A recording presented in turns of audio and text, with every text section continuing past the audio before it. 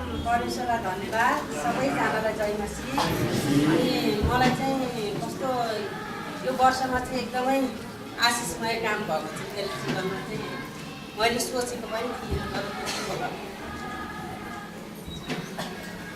मेरो श्रीमानलाई मैले कति मेरो छोराछोरी भुटेको छ, कसरी के गर्ने, तपाईँ सधैँ यस्तो गर्नुहुन्छ भन्दाखेरि मलाई के मतलब तँ जसरी गर भन्नुहुन्थ्यो क्या। अनि साथीले जस्तो त्यही भयो। आज मैले मात्रै जिम्मेवारी पुरा गर्नु पऱ्यो। तर मेरो साथमा परमेश्वर हुनुहुन्थ्यो र मात्रै मैले यो गर्न सकेको हो। नत्र म सक्दिनँ होला। मलाई मेरो मण्डली परिवारले धेरै धेरैभन्दा धेरै सहयोग गर्नुभएको छ, सहायता गर्नुभएको छ। मेरो मण्डली परिवार नभएको भए चाहिँ म एकदम चलिमा मलाई चाहिँ एकदम सान्त्वना दिने परमेश्वर हुनुहुन्छ, सहायता गर्ने मेरो मण्डली परिवार हुनुहुन्छ। धेरै धन्यवाद। अनि मैले चाहिँ मलाई चाहिँ कस्तो डर लाग्थ्यो भने मैले मेरो छोरीहरू चाहिँ संसारको जुवामा नारी हेर्न नपरोस् प्रभु, म यस्तो हेर्न पऱ्यो भने म त यो पृथ्वीमा रहेको पनि कुनै अर्थ नै हुँदैन भन्थ्यो। म त्यो चाहिँ कुन प्रार्थना मेरो मण्डली परिवारले गरेको प्रार्थना अनि मैले गरेको प्रार्थना चाहिँ आज एकदम असल तरिकाले सुनाइ भएको छ। परमेश्वरलाई धन्यवाद होस्। असल ज्वाइँ मलाई जुटाउनु भएको छ अनि उहाँले पनि एकदम प्रार्थना राख्नु भएको छ। परमेश्वरलाई धन्यवाद, धेरै धेरै धन्यवाद। परमेश्वरलाई धन्यवाद, मेरो मण्डली परिवारलाई धन्यवाद। एकदम सोचेको भन्दा असल तरिकाले मैले मगनीदेखि मेरो विवाहसम्म गर्न सक्छु। परमेश्वरलाई धन्यवाद। जय मसीह। सबैलाई जय मसीह र अनुसारी प्रार्थना गरौँ। सबैजना आँखा चिम्लिनुहोस्। परमेश्वर पिता, हामी तपाईँलाई धेरै धन्यवाद दिँदछौँ किनकि तपाईँ हाम्रो असल स्वर्गीय पिता हुनुहुँदछ। किनकि हामी तपाईँमा भरोसा गर्न सक्छौँ, किनकि तपाईँ मात्र हाम्रो प्रार्थनालाई सुनेर उत्तर दिनुहुने परमेश्वर हुनुहुँदछ। तपाईँ मात्र हाम्रो घाउ चोटलाई निको पार्ने परमेश्वर हुनुहुँदछ। हाम्रा सबै कुरालाई जुटाउने परमेश्वर तपाईँ मात्र हुनुहुँदछ। प्रभु, यस मण्डलीका परमेश्वर प्रभु यीशु ख्रीष्ट तपाईँ मात्र हुनुहुँदछ। यसै कारण प्रभु आजको यस सेवामा प्रभु यस मण्डलीको सिंहासनमा प्रभु यीशु तपाईँ आउनुहोस् र विराजमान हुनुहोस् र तपाईँले नै आजको मण्डलीको सभाको अध्यक्षता गरिदिनुहोस्। प्रभु, यी सबै कुरा तपाईँको हातमा अर्पण गर्दछु येशूको नाम। र पहिला हामी बिरामीहरूको लागि प्रार्थना गरौँ। तपाईँ जतिजना बिरामी हुनुहुन्छ तपाईँलाई प्रार्थनाको खाँचो छ भने हात उचाल्नुहोस् र हात उचाल्नु भएको बिरामी जति उभिनु होला।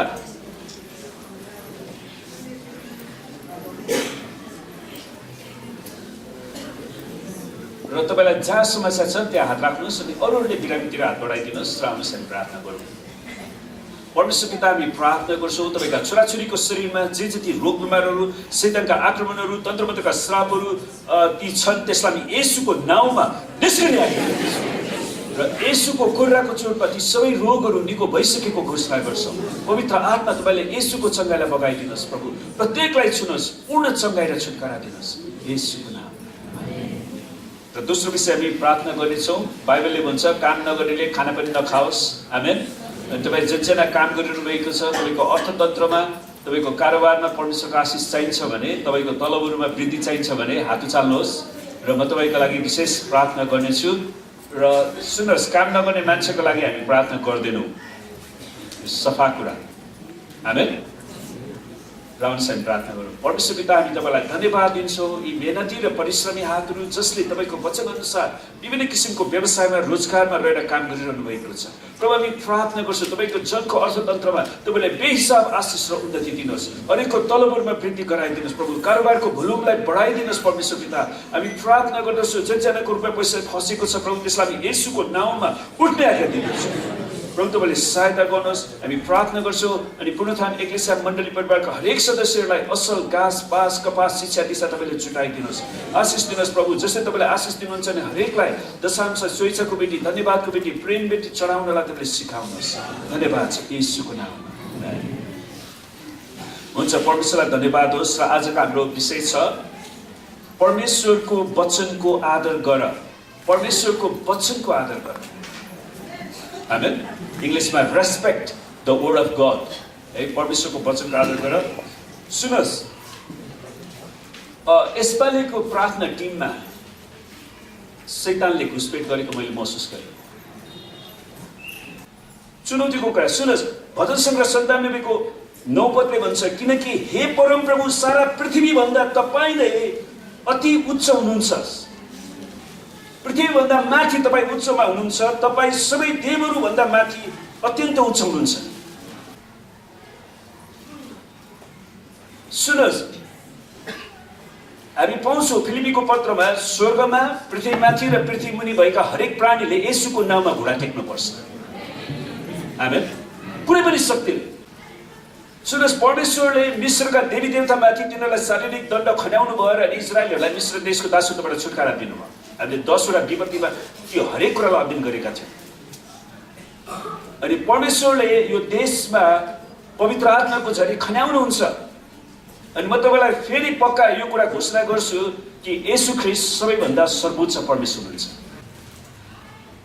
जब आदम र हव्वाले परमेश्वरको वचनलाई अनादर गरे, त्यो गरेको कारण उनीहरूले परमेश्वरको महिमालाई गुमाउनु पर्यो। यो कुरा थाहा छ तपाईँलाई? उनीहरूले परमेश्वरको महिमालाई गुमाउनु पर्यो। म तपाईँको लागि पढिदिन्छु। परमेश्वरले आदम र हव्वालाई आज्ञा दिनुहुन्छ, परमप्रभु परमेश्वरले मानिसलाई अदनको बगैँचामा लानुभयो, त्यसको गोडगाड र हेरचाह गर्न राख्नुभयो। अनि उहाँले मानिसलाई यो आज्ञा दिनुभयो, बगैँचाको सबै रुखको फल तैँले सङ्कोच नमानी खाए हुन्छ, तर असल र खराबको ज्ञान दिने रुखको फल चाहिँ नखानु, किनभने जुन दिन तैँले त्यो खान्छस् त निश्चय नै मर्नेछस्। परमेश्वरले आदम र हव्वालाई नगर्नुपर्ने एउटै आज्ञा दिन्छ, असल र खराबको ज्ञान दिने रुखको फल नखानु। उसलाई एउटै मात्र आज्ञा थियो, त्यतिखेर उसले नगर्नुपर्ने आज्ञा। तर शैतानले उसको दिमागलाई बाँडिदियो। धेरैचोटि शैतानले ख्रिस्टियनकै दिमाग बाँड्छ क्या खास। अनि उनीहरूले यस्तोसम्म प्रस्तुत गर्छ कि शैतान येशूभन्दा ठुलो छ। अनि त्यसपछि हामी देख्छौँ 3:1-7 पदमा कसरी भनेको छ, परमप्रभु परमेश्वरले बनाउनु भएको वन पशुहरूमध्ये सर्प सबैभन्दा धूर्त थियो। शैतान सर्पभित्र प्रवेश गर्छ अनि त्यसले स्त्रीलाई भन्यो कि परमेश्वरले तिमीहरूलाई बगैँचाको कुनै पनि रुखको फल नखाने भन्नुभएको छ।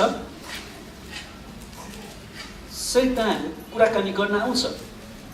स्त्रीले सर्पलाई भनिन्, बगैँचाको रुखहरूको फल हामी खान सक्छौँ, तर बगैँचाको बिचमा भएको रुखको फलको विषयमा परमेश्वरले भन्नुभएको छ त्यो चाहिँ नखानु र नछुनु, न त तिमीहरू मर्छौ। परमेश्वरले नछुनु भन्नुभएको थिएन, हव्वाले नछुनु शब्द थपिन्। परमेश्वरको वचनमा हामीले कहिले पनि घटाउन पनि मिल्दैन, थप्न पनि मिल्दैन। तर हव्वाको गल्ती त्यो भयो, उसले थपिन् नछुनु, न त तिमीहरू मर्छौ। सर्पले स्त्रीलाई भन्यो तिमीहरू मर्दैनौ, किनभने म परमेश्वरभन्दा शक्तिशाली छु। त्यो भन्न खोजे होइन? तिमीहरू मर्दैन, तिमीहरू किन परमेश्वरको वचन सुन्ने? परमेश्वरभन्दा त म शक्तिशाली छु। दुःख लाग्दो कुरा, आदम र हव्वालाई त्यतिखेर थाहा थिएन कि त्यो शैतान स्वर्गबाट खसालिएको थियो, त्यसले स्वर्गमा विद्रोह गरेको कारण। त्यो कुरा त पछि हामीलाई इजिकेलले बताउँछ, परमेश्वरको आत्माद्वारा, अगमबाडीद्वारा हो। किनकि परमेश्वर जान्नुहुन्छ कि जुन दिन तिमीहरू त्यो खान्छौ त्यही दिन तिमीहरूको आँखा खुल्नेछन् र असल र खराबको ज्ञान पाएर तिमीहरू परमेश्वर जस्तै हुनेछौ। परमेश्वरको सुरुमा सृष्टिको मान्छेलाई परमेश्वर जस्तै हुन आवश्यक थियो थिएन। त्यसैले त्यो शैतानको भाषा घुमाउने तरिका हो र तिमी नै ईश्वर हुन्छौ भन्ने कुरा हो। जब स्त्रीले त्यस रुखको फल खानलाई असल, हेर्नमा रहर लाग्दो र बुद्धि पाउनलाई त्यस रुखको चाह गर्नुपर्ने रहेछ भने देखिन्छ, उसले शैतानको वचन सुनेर नयाँ प्रकाश पाए। तब तिनले त्यस रुखको फल टिपेर खाइन् र आफ्ना पतिलाई पनि दिइन् र उनले पनि खायो र आदमले पनि रोक्न सकेन। आदम पनि श्रीमतीको प्रेममा फसे। अनि त्यहाँबाट भनेको छ सुन्नुहोस्, अनि दुवैको आँखा खुले र नाङ्गै पो रहेछौ भने तिनीहरूले थाहा पाए। उनीहरू कसरी नाङ्गो? सुन्नुहोस्, त्यो बेलासम्म उनीहरूलाई लुगाको आवश्यकता थिएन, परमेश्वरको महिमाले उनीहरूलाई ढाकेको थियो। परमेश्वरको महिमाको पोसाक थियो उनीहरूसँग, उनीहरूलाई लुगाको आवश्यकता थिएन। तर जब उनीहरूले पाप गरे, परमेश्वरको महिमा उनीहरूले गुमाए। त्यसैले उनीहरूले आफूलाई नाङ्गे देखे अनि उनीहरूले के गरे? पातको लुगा लगाउँछ। तर पछि परमेश्वरले बलिदान गरेर उनीहरूको लागि छालाको लुगा बनाइदिनु भयो। आमेन। त्यसैले प्रियहरू, हामीहरू कतिचोटि है बाइबलको राम्रो अध्ययन नगरिकन शैतानको साक्षी नबनौँ। हामी त्यो कुरामा एकदमै होसियार गर्न चाहन्छौँ। यहोशूको 24 को 14 र 15 हेर्नुहोस् त। उनलाई दिक्क बनाउँछ कि कोही मान्छेहरू कहिले पनि परमेश्वरको सत्यतामा आउन सक्दैन, उनीहरूसँग परमेश्वरको आत्मा नै छैन। अनि यहोशूको समयमा पनि उसको सेवकाईमा, उसको पास्टरीय सेवकाईमा ती घुसपेट चाहिँ जहिले पनि भइराख्यो मण्डलीभित्र। अनि त्यसैले उनले चेतावनी दिन्छन् यहोशू 24 को 14 र 15 पदमा, यसकारण अब परमप्रभुको भय मान र सारा विश्वस्तता साथ उहाँको सेवा गर। अनि 15 पदमा उनी भन्छ, तर यदि परमप्रभुको सेवा गर्न तिमीहरूलाई मन पर्दैन भने त तिमीहरूले कसको सेवा गर्ने हो? आज तिमीहरूले रोज। कसको सेवा गर्ने? रोज। अनि त्यसपछि यहोशूले आफ्नो घोषणा गर्छ, तर म र मेरो घरानाले परमप्रभुको सेवा गर्नेछु। आमेन।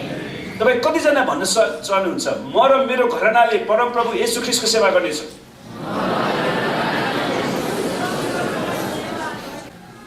सुन्नुहोस्, परमेश्वरको आफ्नै प्रजा छ जसलाई उहाँले आफ्नो जाति भनी घोषणा गर्नुभएको छ। अनि यदि हामी परमेश्वरको जाति हौँ भने हामीले परमेश्वरको नाउँलाई चाहिँ घोषणा गर्नु पर्यो। आमेन। किनकि प्रेरितको 8 मा परमेश्वरले भन्नुभयो नि,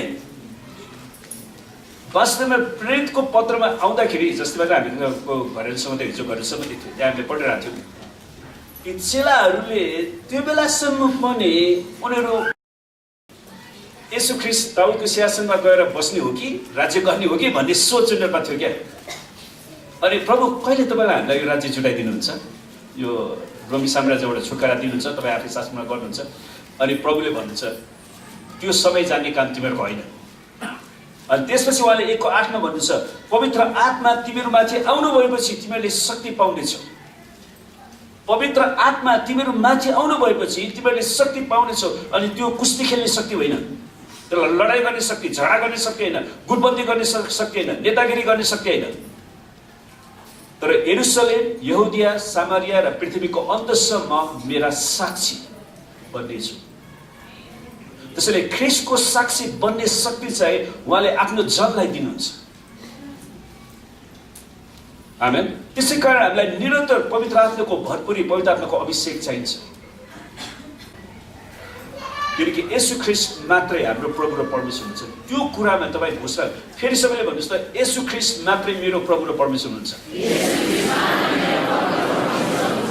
म येशूको निम्ति साक्षी बन्छु। त्यो कुरालाई तपाईँले स्पष्ट आफ्नो घर परिवारमा पनि अभ्यास गर्नुहोस् क्या, खालि चर्चमा मात्र होइन। किनकि सबै मानिसहरूका मुक्तिको निम्ति परमेश्वरको अनुग्रह प्रकट भएको छ। त्यो परमेश्वरको अनुग्रह को त येशू ख्रीष्ट आफै हुनुहुन्छ। आमेन।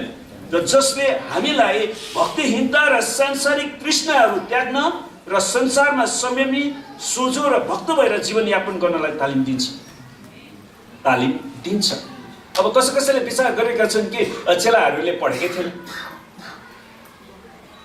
यहुदी मान्छेहरू नेपाली मान्छे जस्तो होइन।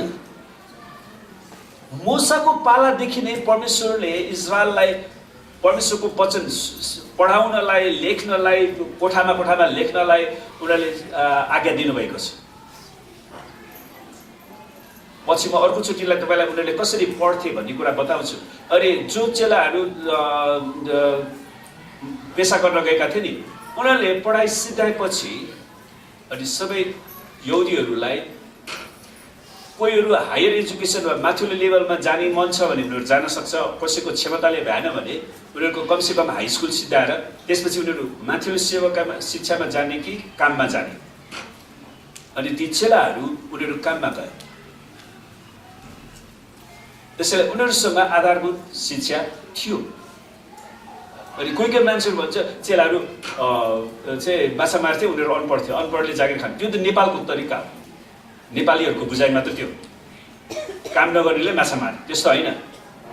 यहुदी समाजमा पहिलो कुरा बालबच्चा भनेर सबैले पढ्नै पर्छ र हरेकले परमेश्वरको वचन बुझ्न सक्ने हुन्छ।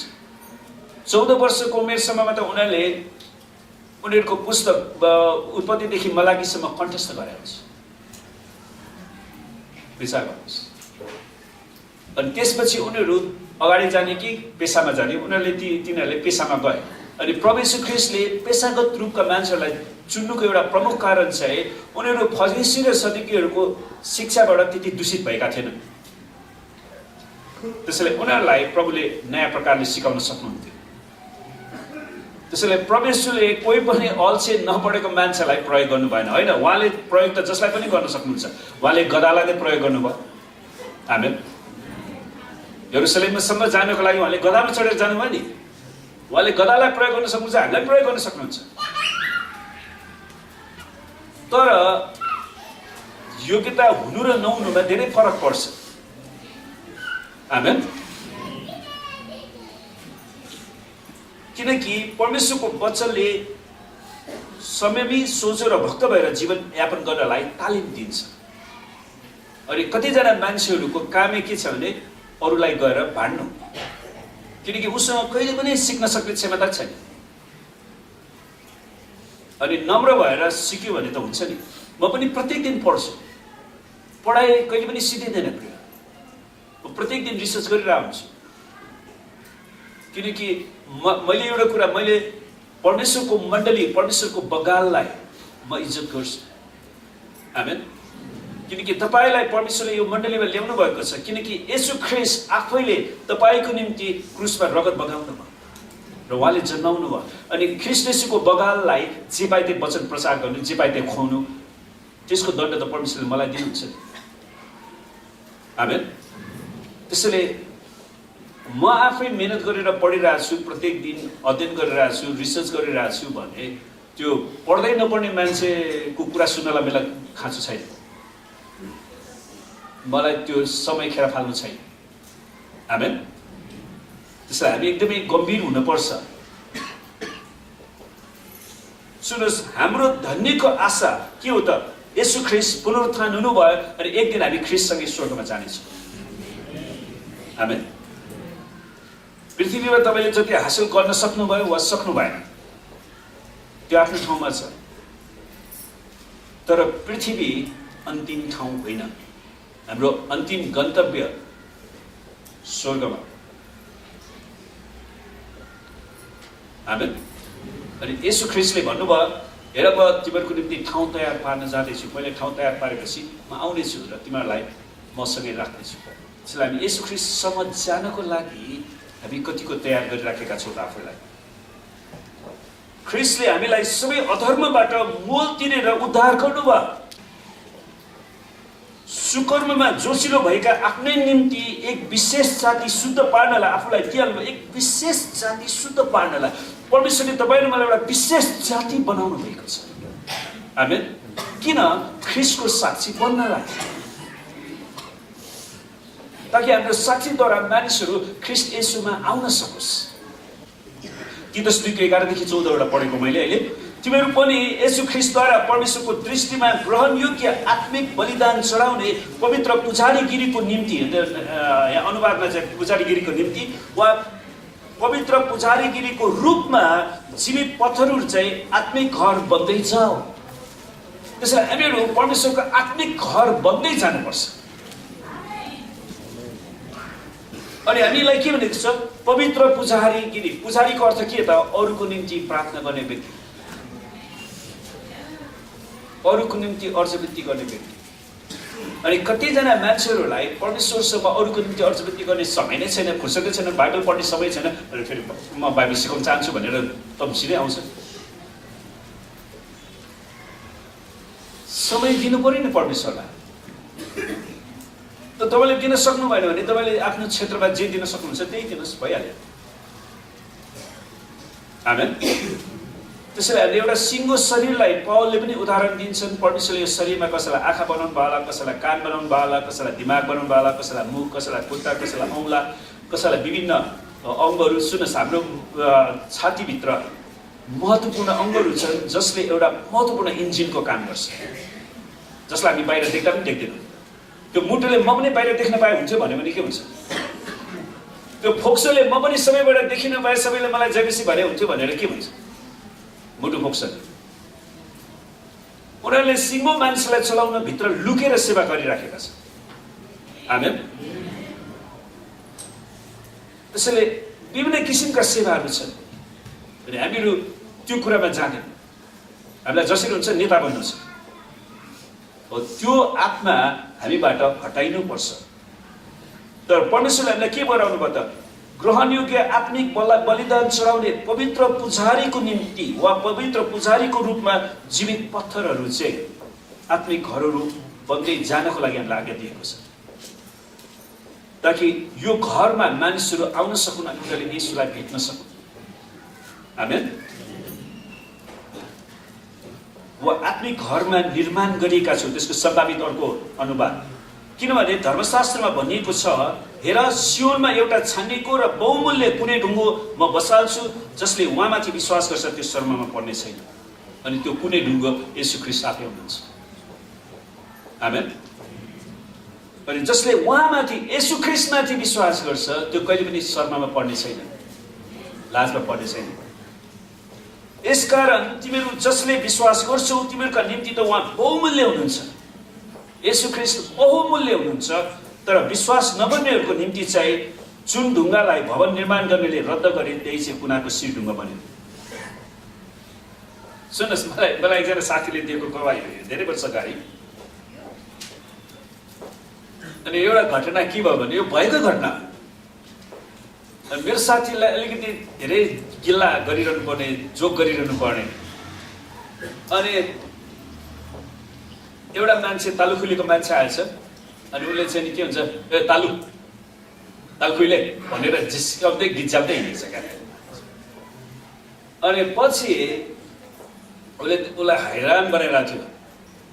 अनि जब त्यो मान्छे उसको घरमा आयो उसको बुवाले भन्यो भने उसको बुवाले त्यो तालुखुले मान्छेलाई यस्तो आदर्शमा ढोक्नु भयो अनि उसले भन्यो छोरा यो बुवाको निम्ति तिमीले एकदमै राम्रो चिया तयार पारेर ल्याउँछ अनि उसलाई उसको सामने जान पनि लाज लाग्यो। अनि त्यो उसको आफ्नै हजुरबुवा थियो विचार गर्नुहोस्।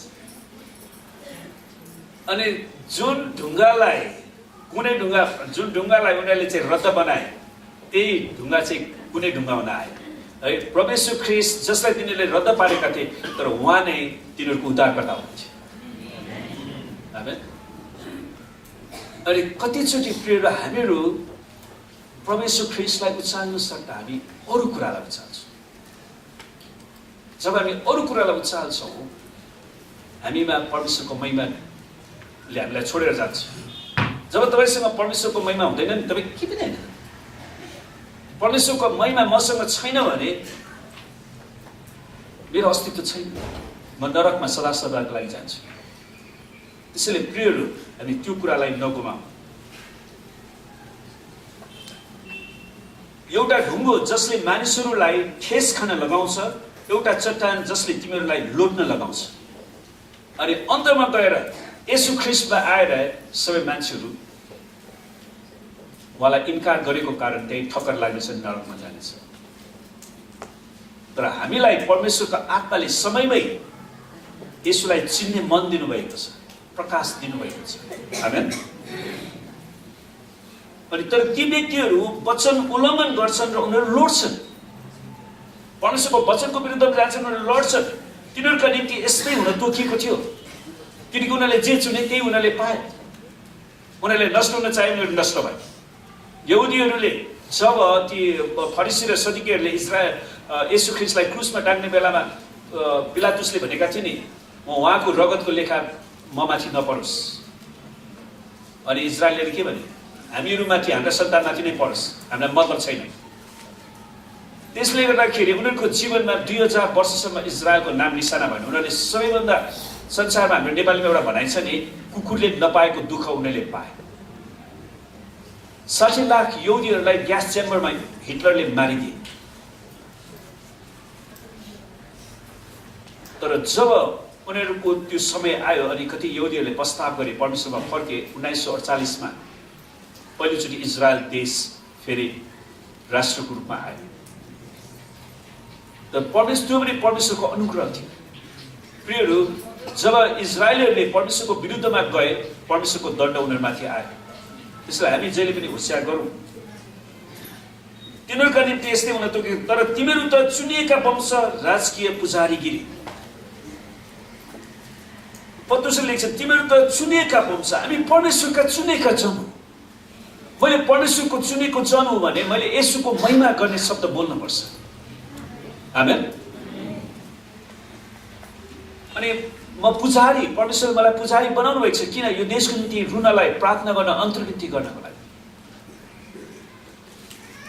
अनि उहाँले हामीलाई पवित्र जाति, परमेश्वरको निम्ति अलगिएको जाति बनाउनु भएको छ। हामी संसारमा छौँ र पनि हामी संसारका होइनौँ, अनि हामी परमेश्वरका निजी प्रजा। प्रियहरू, तपाईँ र म परमेश्वरका निजी प्रजा हो। आमेन। तपाईँले नजिकको साथीलाई हेरेर भन्नुहोस्, तपाईँ परमेश्वरको निजी प्रजा हुनुहुन्छ। तपाईँ परमेश्वरको पुजारी हुनुहुन्छ। तपाईँ परमेश्वरको पवित्र जाति हुनुहुन्छ। सुन्नुहोस्, यदि हामी परमेश्वरको निम्ति पवित्र जाति हौँ भने पवित्र जीवन पनि जिएर देखाउनु पर्यो नि। आमेन।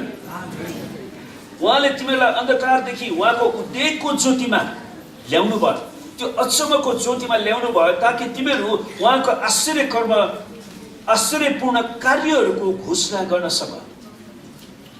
यो वचन पत्रुसले, पत्रुस पेशागत रूपमा उनी जालारी थिए, अनि धेरैजनाको विचारमा चाहिँ जालारी भनेको गरिब मान्छे हुन्छ होइन। पत्रुस र उसको टिम, उनीहरूको पार्टनरसिप थियो। उनीहरूले चाहिँ यरुसलेमबाट, के अरे गालिलबाट यरुसलेममा, त्यो सहरहरूमा, गालिलका अन्य सहरहरूमा उनीहरूले माछा सप्लाई गर्थे।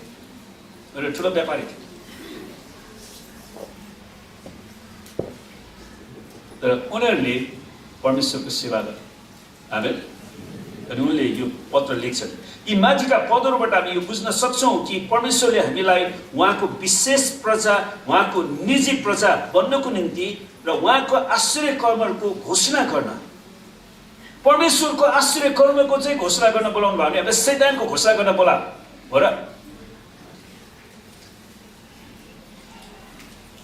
विचार गर्नुहोस् त, हामीलाई शैतानको घोषणा गर्न बोला होइन नि, हामीलाई त परमेश्वरको आश्चर्य कर्मको घोषणा गर्नलाई बोलाएको छ। र उहाँले प्रेरणा दिइरहनु भएको छ। परमेश्वरले सबै जाति र भाषाहरूलाई निमन्त्रणा दिनुभएको छ। उहाँले सबै जाति, सबै भाषा, त्यसैले परमेश्वरमा जातीय भेदभाव छैन। आमेन। हामी सबै, परमेश्वरले हामीलाई, हाम्रो पहिलो पुस्ता आदमलाई माटोबाट बनाउनु भयो, हव्वालाई उसको करम र उसको मासु निकालेर बनाउनु भयो, अनि त्यही आदम र हव्वाबाट सबै पुस्ता आए। आमेन। त्यसैले कसरी जातपातको कुरा आयो? त्यो त मानिसलाई विभाजन गर्नलाई, फुटाउनलाई, जुदाउनलाई र तिनीहरूमाथि शासन गर्नको लागि शैतानले बनाएको रणनीति थियो। त्यसैले त्यो रणनीतिमाथि हामी विश्वास गर्दैनौँ। हामी सबै परमेश्वरका जाति हौँ। आमेन। सबैले भन्नुहोस् त, म परमेश्वरको जाति हुँ। तपाईँको छिमेकीलाई हेरेर भन्नुहोस्, तपाईँ परमेश्वरको जाति हुनुहुन्छ।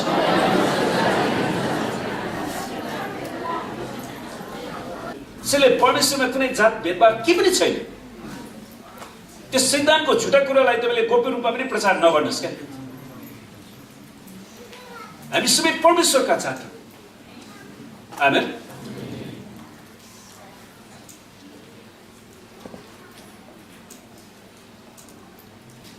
त परमेश्वरले सबै जाति र भाषाहरूलाई उहाँको राज्यमा आउनको लागि निमन्त्रणा दिनुभएको छ। तर जसले परमेश्वरको बोलावटलाई हृदयदेखि नै प्रेम गरेर विश्वासद्वारा आज्ञाकारितामा पाइला चाल्छ, तिनीहरू मात्र ख्रीष्टको विशेष प्रजा मण्डली तुल्याइबद्ध छन्। त्यसैले जसले प्रभु यीशु ख्रीष्टको निमन्त्रणालाई स्वीकार गर्छ, उनीहरू मात्रै परमेश्वरको निजी प्रजा बन्छन्।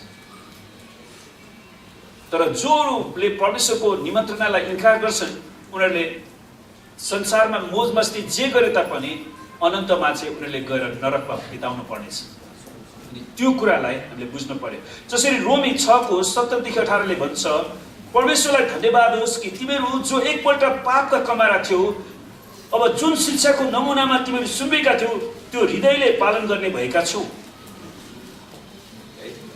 तिमीहरू पापबाट मुक्त गराइएर धार्मिकताका कमारा बनेका छौ। त्यसैले परमेश्वरले हामीलाई त्यो पापको कमराबाट छुटकारा दिएर परमेश्वरको धार्मिकताको लागि दास बनाउनु भएको छ। आमेन। त्यसैले परमेश्वरले बनाउनु भएको कुरालाई चाहिँ तपाईँ पक्रिनुहोस् न, त्यसको लागि चाहिँ साक्षी दिनुहोस् क्या, गवाही दिनुहोस्। यदि पापीहरूले परमेश्वरसित ठिक सम्बन्ध राख्ने हो भने उनीहरूले येशू ख्रीष्टसित पापको क्षमा माग्नै पर्छ। येशू ख्रीष्टसित पापको क्षमा माग्नुपर्छ, किनकि पापको क्षमा दिने अधिकार येशू ख्रीष्टसँग मात्रै छ। आमेन। किनकि येशू ख्रीष्ट मात्रै हाम्रो पापको लागि क्रुसमा जानुभयो। किनकि हाम्रो पापको निम्ति जो हामी मर्नुपर्ने थियो, हामी मर्नुपर्ने ठाउँमा येशू ख्रीष्ट मर्नुभयो, उहाँले रगत बगाउनु भयो। सुन्नुहोस्, मानिसको पापको क्षमाको लागि मानिसकै रगत चाहिन्छ। मानिसको पापलाई जनावरको रगतले, बोका बाख्राको रगतले धुन सक्दैन। मानिसको पापको क्षमाको लागि मानिसकै रगत चाहिन्छ। त्यसै कारण परमेश्वर आफै पवित्र आत्माको शक्तिद्वारा कन्या स्त्री मरियमको गर्भमा आउनुभयो, उहाँ मानिस बन्नुभयो अनि उहाँले तपाईँ र मेरो पापको लागि क्रुसमा रगत बगाउनु भयो। आमेन।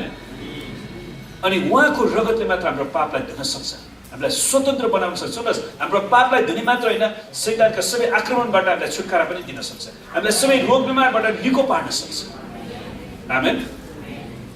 त्यसैले हामी निरन्तर परमेश्वरको महिमाको बादलभित्र बस्न सकौँ। सुन्नुहोस्, मैले जहिले पनि प्रार्थना गरिरहेको छु, प्रभु हाम्रो मण्डलीमा परमेश्वरको महिमाको बादल खन्याउनुहोस्, किनकि मूसाले 40 वर्षसम्म इजरायलीहरूलाई त्यो उजाड स्थानमा डोर्याउँदाखेरि उनीहरू कोही पनि रुगा लाग्ने, खोकी लाग्ने, टाउको दुख्ने, छेपट चल्ने त्यस्तो केही पनि भएन। बिसाएको उजाड स्थान उनीहरूसँग कति लुगा थियो र? मिश्र देशबाट आउँदाखेरि 40 वर्षसम्म कतिवटा लुगा त नयाँ बच्चाहरू जन्मियो, तिनीहरूले सिलाइदिए, त्यसलाई सिलाउँदै लगाए। तर जसरी उनीहरूले लुगा सिलाइदिए, जुत्ताहरू बनाइदिए, उनीहरू बढ्दै गए, उनीहरूको जुत्ताको साइज पनि बढ्दै गयो। किनकि बाइबलले भन्छ उनीहरूको जुत्ता फाटेन, उनीहरूको लुगा फाटेन। परमेश्वरले आश्चर्य कर्म गर्नुभयो। तर ती सबै कुरा कसरी भयो त? किनकि मूसाले परमेश्वरलाई भनेका थिए, परमेश्वर तपाईँको उपस्थिति गएन भने मलाई एक कदम पनि अगाडि बढ्न चाहदिनँ। त्यसैले जब उनीहरू परमेश्वरको उपस्थितिको बादलभित्र रहिरहे, रातमा आगोको खाँबो र दिनमा बादलको खाँबोद्वारा परमेश्वरले मूसालाई 40 वर्षसम्म सेवकाईमा सहायता गर्नुभयो अनि उनीहरूलाई कुनै पनि समस्या भएन। हो, अब अहिले जाडो महिना लागेको छ, कतिजना राति नाक टाल्छ होला।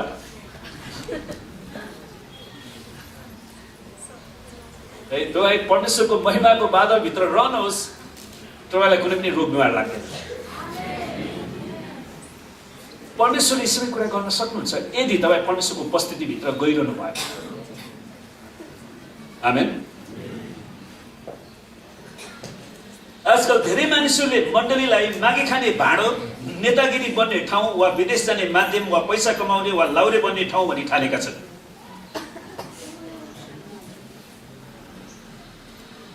है, मण्डलीलाई उनीहरूले त्यस्तै ठानेका छन्। मागी खाने भाँडो, नेतागिरी बन्ने ठाउँ, सबैलाई नेतै बन्न मन लाग्छ, अनि विदेश जाने माध्यम।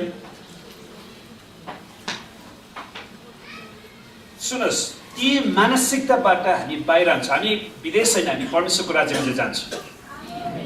आमेन। हामी स्वर्गीय राज्यमा जान्छौँ।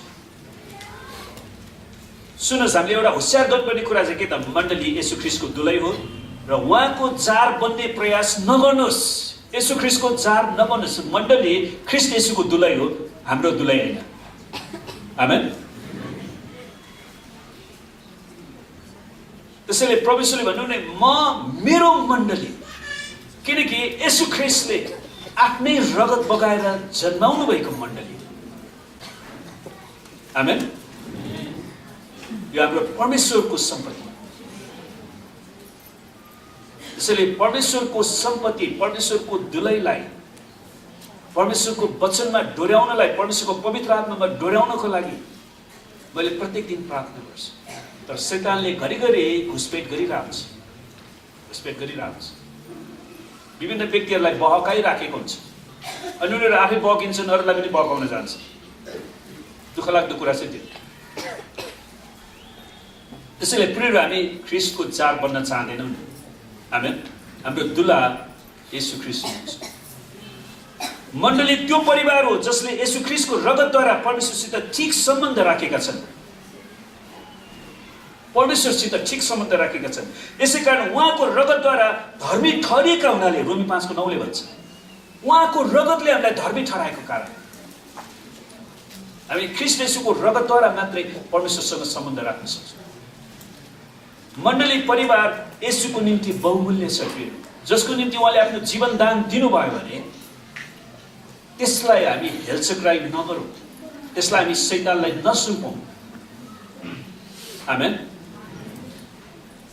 यसैकारण हामीले यो सत्यतालाई हाम्रो मनमा राख्नुपर्छ कि परमेश्वरको वचनलाई उच्च आदर नगर्नेहरूले परमेश्वर उहाँले दिनुभएको मुक्ति र उहाँले जन्माउनु भएको मण्डलीलाई उच्च आदर गर्न सक्दैन। सुन्नुहोस्, म फेरि भन्छु, जसले परमेश्वरको वचनलाई उच्च आदर गर्दैन नि, तिनीहरूले न त परमेश्वरलाई आदर गर्छन्, न त उहाँले दिनुभएको मुक्तिलाई आदर गर्छन्, न त उहाँले जन्माउनु भएको मण्डलीलाई आदर गर्छन्। त्यसै कारणले हामी होशियार गरौँ। परमेश्वरको वचनलाई उच्च आदर नगर्नेहरूले परमेश्वरलाई आदर दिँदैनन्, किनकि हामीले पढेका छौँ नि, उत्पत्ति के अरे यूहन्ना 1:1 आदिमा वचन थियो, वचन परमेश्वरसँग थियो, अनि वचन नै परमेश्वर थियो। त्यसैले वचनलाई आदर दिनुपर्छ। त्यसैले हामी वचनलाई जे पाए त्यही पढ्न पनि हुँदैन क्या। त्यसैले तपाईँले ग्रामर मिलाउनु, ग्रामर पढ्नु। तपाईँ कतिजनाले सानोमा स्कुल पढ्न पाउनु भएन, अब स्कुल थिएन, गाह्रो थियो, वा त्यस्तै परिस्थितिमा जन्मिनु भयो, वा तपाईँको बुवाआमासँग चाहिँ शिक्षाप्रति त्यति त्यो थिएन, तर अहिले त भएको छ नि त। आमेन। त्यसैले पढ्नुहोस्। तपाईँका छोराछोरीहरू शिक्षित भएका छन्, उनीहरू छोराछोरीसँग सिक्नु। सानोमा तपाईँले लट्ठी हानेर सिकाउनु भयो, अब छोराछोरीले बाबालाई लट्ठी हानेर सिकाउनु बेला भयो।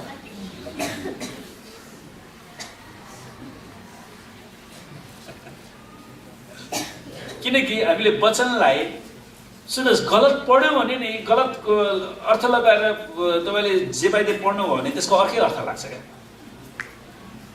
अनि परमेश्वरको वचनलाई हामी इज्जत गर्न चाहन्छौँ। बाइबल परमेश्वरद्वारा र परमेश्वरको बारेमा साथै हामीसित उहाँले राख्न चाहनु भएको सम्बन्धको बारेमा लेखिएको पुस्तक हो। त्यसैले बाइबल परमेश्वरको वचन है, धर्मशास्त्र वा बाइबल शास्त्र, यो चाहिँ परमेश्वरद्वारा लेखिएको वचन। परमेश्वर आफ्नो दासहरूद्वारा उहाँले बोल्नुभयो अनि तिनीहरूलाई लेख भन्नुभयो। अनि परमेश्वरको बारेमा साथै हामीसित उहाँले सम्बन्ध राख्न चाहनु भएको बारेमा लेखिएको पुस्तक हो। वास्तविक अर्थमा भन्नुपर्दा हामीले जे खान्छौँ हामी त्यही हो। तपाईँले जे खानुहुन्छ नि तपाईँ त्यही नै हो। त यसले जवाब दिएर भन्नुहुन्छ नि, लेखिएको छ मानिस रोटीले मात्र होइन तर परमेश्वरको मुखबाट निस्केको हरेक वचनले जीवित रहन्छ। त्यसैले यदि हामी परमेश्वरको वचन खान्छौँ भने हामी परमेश्वरको वचनमा रहन्छौँ। आमेन। हामीले परमेश्वरको वचनलाई खान छोड्यौँ भने हामी शैतानको वचन खाइराखेका हुन्छौँ, अनि हामी शैतानको साक्षी बनिराखेका हुन्छौँ। त्यसैले प्रत्येकले तपाईँले बाइबल पढ्ने गर्नुहोस्। कमसेकम दिनमा 3-4 अध्याय पढ्नुहोस्। समय निकाल्नुहोस् बाइबल पढ्नको लागि। अनि त्यसपछि त्यसलाई बुझ्ने प्रयास गर्नुहोस्। परमेश्वरको आत्माले तपाईँलाई सिकाउनुहुन्छ। नआएका कुराहरू अरूलाई सोध्नुहोस्। अहिले तपाईँसँग गुगलको कुरा छ भने गुगलमा गएर पनि तपाईँले सोध्न सक्नुहुन्छ शब्दको अर्थहरू। अहिले बाइबल डिक्सनरीहरू पनि गुगलमा राखिदिएको छ। त्यसैले हामी परमेश्वरको मुखबाट निस्केको हरेक वचनले जीवित रहन्छ। त्यसैले हामी के खान्छौँ? हामी परमेश्वरको वचनलाई खान्छौँ कि खाँदैनौँ? ख्रीष्टको वचन तिमीहरूमा प्रशस्तसँग बास गरोस्, कलोसी 3:16 भन्छ। ख्रीष्टको वचन तिमीहरूसँग प्रशस्तसँग बास गरोस् तिमीहरूमा। येशू ख्रीष्टका मण्डलीहरूले बाइबलले जसरी बोल्दछ त्यसरी नै बोल्नु पर्दछ। बाइबलले जसरी बोल्छ त्यसरी नै बोल्नु पर्छ। त्यसको लागि हामीले वचन खानु पर्यो। आमेन। हाम्रो जीवनको मार्ग वा पद्धति यही नै हुनुपर्छ। हाम्रो जीवनको मार्ग वा पद्धति बाइबलको वचन हुनुपर्छ। जसले जस्तो वरदान पाएको छ, परमेश्वरका अनुग्रहका विभिन्न वरदान पाएका भण्डारी चाहिँ ती एउटा अर्काको निम्ति प्रयोग गर। त्यसैले परमेश्वरले जुन किसिमको वरदान दिनुभएको छ, एउटा असल भण्डारीको रूपमा एकअर्कालाई सहायता पुर्याउनलाई त्यो वरदानको प्रयोग गर्नुहोस्। त्यो वरदान प्रयोग गरेर त्यो मान्छेलाई आफ्नो नबनाउनुहोस्, त्यो ख्रीष्ट येशूलाई दिनुपर्छ, किनकि मण्डली ख्रीष्टको मण्डली। आमेन। यदि कसैले बोल्दछ भने परमेश्वरको वचन बोले जस्तै बोलोस्। त्यसको मतलब के त, उसले परमेश्वरको वचन मात्रै बोल्नु पर्यो। यदि कसैले सेवा गर्छ भने परमेश्वरले दिनुभएको शक्तिद्वारा त्यसले गरोस्। परमेश्वरले दिनुभएको शक्तिद्वारा मात्रै हामीले परमेश्वरको सेवा गर्न सक्छ, हाम्रो आफ्नै शक्तिले गर्न सक्दैन। आमेन। यस हेतुले कि सबै कुरामा येशू ख्रीष्टद्वारा परमेश्वरलाई नै प्रशंसा होस्। सुन्नुहोस्, परमेश्वरले बच्चाहरूलाई मौका आउन देऊ भन्नुभएको छ। आमेन। तर बच्चाहरूलाई प्रचारको सेवामा हल्ला गर्न देऊ भन्नुभएको छैन नि, देख्नु भएको छ। त्यसैले यो बच्चाको आमा बुवा को हुनुहुन्छ, आफ्नो बच्चालाई राम्रोसँग लिनुहोस्।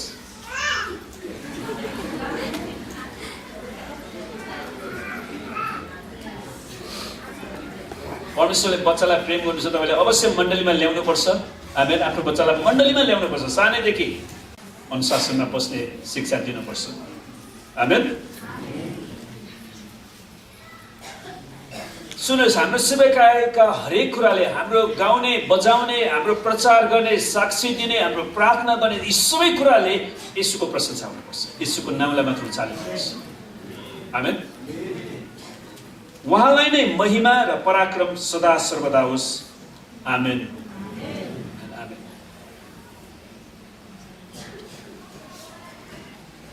पहिलो पत्रुस 4 को 10 देखि 11 हामीले पढेका थियौँ र आउनुहोस् अहिले हामी आँखा चिम्लौँ र आजलाई हामी वचन यसमा राख्छौँ। आज हामीसँग प्रभु भोजको कार्यक्रम पनि छ। पौलले कोरिन्थीको मण्डलीमा प्रभु भोजको समयमा विभिन्न त्यहाँनिर पनि अलि गन्जागोल भएको थियो है।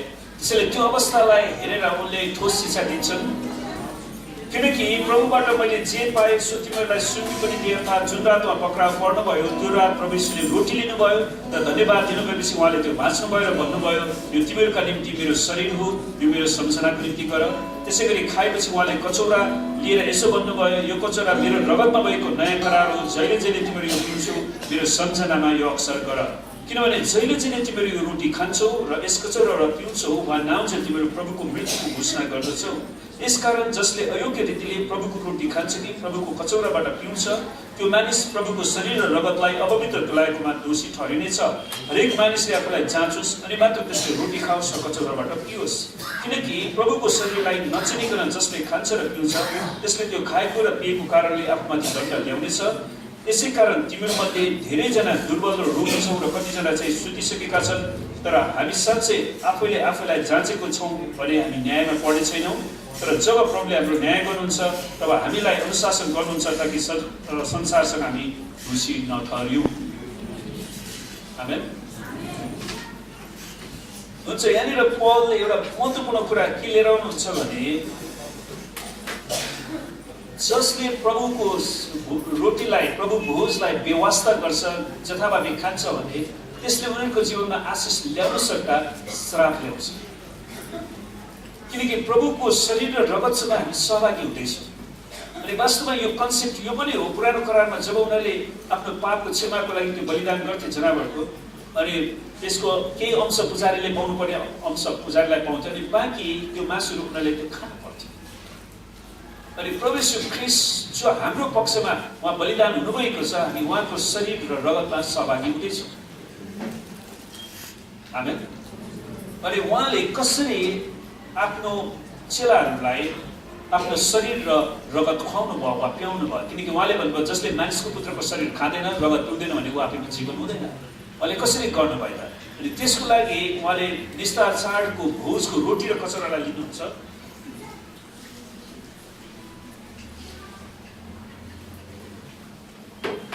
उहाँले निस्तार चाडको रोटी र कचौरालाई लिनुहुन्छ अनि उहाँले रोटी लिएर धन्यवाद दिनुभएपछि उहाँले त्यो भाँच्नु भएर भन्नुभयो, यो तिमीहरूका निम्ति मेरो शरीर हो, यो मेरो सम्झनाको निम्ति गर। अब त्यहाँनिर कोही झुटो शिक्षाहरू पनि छन् जसले के भन्ठान्छन् भने रोमन क्याथोलिक सर्कलमा यो रोटी चाहिँ साँच्चैकै शरीर बन्छ भनेर, त्यसैले उनीहरूले विश्वासीहरूलाई साधारण विश्वासीलाई खान दिँदैन। विश्वासीको नाममा त्यो फादर ल्याएर खाइन्छ क्या। त्यो चाहिँ सरासर गलत शिक्षा। अनि यो रोटी नै हुन्छ, तर हामीले येशूको शरीरलाई सम्झेर खान्छौँ। आमेन। अनि त्यसै गरी उहाँले त्यो रोटी धन्यवाद दिनुभएपछि उहाँले त्यो भाँच्नुहुन्छ। धन्यवाद होस्, मजाले भाँच्छ। अनि यसले के जनाउँछ त? येशू ख्रीष्टले तपाईँ र मेरो पाप निम्ति आफ्नो शरीरलाई पोड्नु भयो। उहाँको शरीरमा अहिले पनि हामी स्वर्गमा गयौँ भने वा तपाईँलाई कुनै पनि व्यक्तिले दर्शनमा आएर म येशू भनेर प्रकट गर्यो भने तपाईँले सोध्न सक्नुहुन्छ, प्रभु येशू तपाईँ साँच्चीकै प्रभु येशू हुन्छ भने मलाई तपाईँको हातको प्वाल र कोखाको त्यो प्वाल देखाउनुहोस्। उहाँसँग अहिले पनि त्यो छ। त्यसरी नै हामी उहाँलाई साँचो प्रभु भनेर चिनेछौँ। नत्र भने झुटा येशूहरू आउनेछन्, येशूहरू आउनेछन्, उनीहरूले आफैलाई येशू भन्नेछन्। अनि झुटा शिक्षाहरू आङसाङले पनि आफूलाई येशू भनेर गयो। अरू विभिन्न बेलायतमा येशू आउँदैछ अरे, इन्डियामा येशू आउँदैछ अरे भनेर जहाँ पनि येशू आउने कुराहरू देखिरहेको छ। तर येशू ख्रीष्टको हातमा भएको त्यो प्वाल र कोखामा भएको त्यो भालाले हालिएको त्यो जुन प्वाल छ, त्यो कुरा त हामी देख्न सक्छौँ।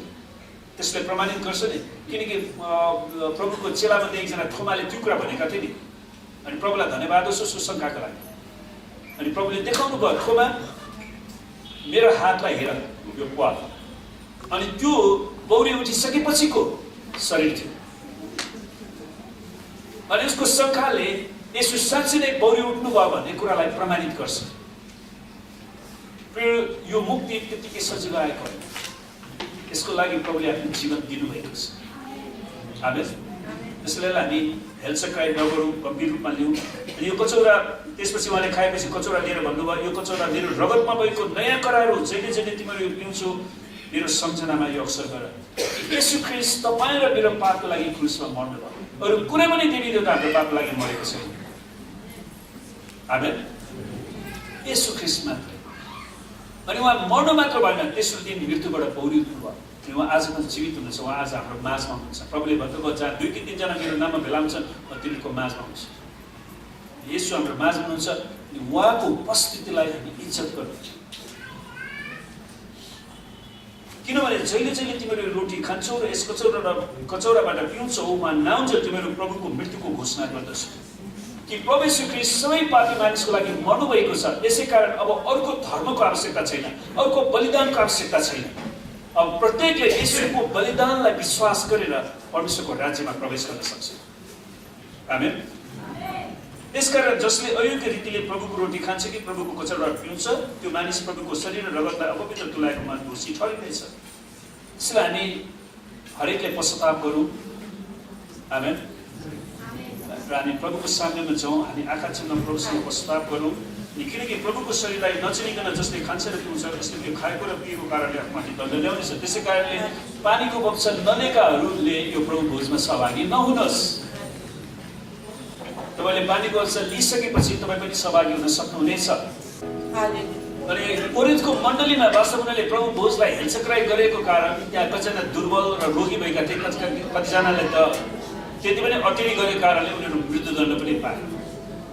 र आउनुहोस् हामी सबैजना आँखा चिम्लाउँ र म रोटी र कचौराको लागि आशिष माग्छु। पहिला गरौँ। परमेश्वर पिता, हामी तपाईँलाई धन्यवाद दिँदछौँ। साँच्चै नै तपाईँले आफ्नो एकलौटे पुत्र हाम्रो निम्ति पठाउनु भयो र येशू ख्रीष्टलाई क्रुसमा बलिदान हुनलाई सहायता गर्नु। धन्यवाद छ प्रभु यो रोटीको लागि, यसमा आशिष दिनुहोस्। अनि तपाईँले बगाउनु भएको रगतको लागि हामी तपाईँलाई धन्यवाद दिन्छौँ। यो कचौरामा आशिष दिनुहोस् प्रभु। अनि तपाईँको मण्डलीले, तपाईँको दुलैले जसरी अहिले प्रभु यो रोटी र कचौरा खाएर पिएर प्रभु तपाईँसितको करारलाई उहाँले नवीकरण गर्नुहुनेछ। अनि हरेकलाई आशिष दिनुहोस्, हरेकलाई चङ्गाइ दिनुहोस्, अनि सुरक्षा दिनुहोस्। धन्यवाद छ येशूको नाम। Oh